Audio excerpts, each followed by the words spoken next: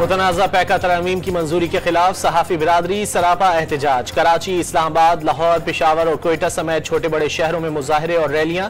Pakistan federal union of journalist के तहत मुतनाज़ा पैका कानून के खिलाफ यौम सियाह। ज्वाइंट एक्शन कमेटी की भी PFUJ के मुल्कीगीर एहतजाज की हिमायत। लाहौर हाईकोर्ट ने पैका तरमीमी एक्ट की शिकों पर फौरी अमल दरामद रोकने की इस्तदा मुस्तरद कर दी। पैका एक्ट के खिलाफ दरख्वास्त पर पहले फरीकैन का मौक़िफ़ आ जाए फिर फैसला करेंगे।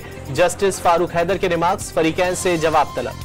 बानी PTI की गिरफ्तारी पर 10 मई 2023 को एहतजाज के मुकदमे में 10 मुजरिमान की सजा मअतल। इस्लामाबाद हाईकोर्ट का 25,000 रुपए के मुचलके जमा कराने पर रिहा करने का हुक्म।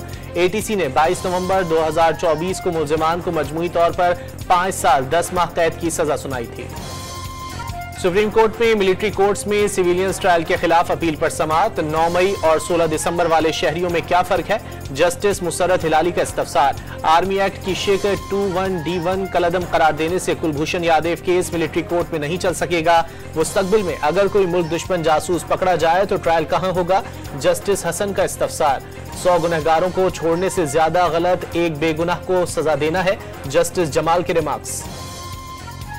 वजीर आजम पर्ची आने पर मुज़ाकरात के लिए तैयार हो जाते हैं, उनके इख्तियारात में कुछ नहीं। उमर अयूब का इल्जाम।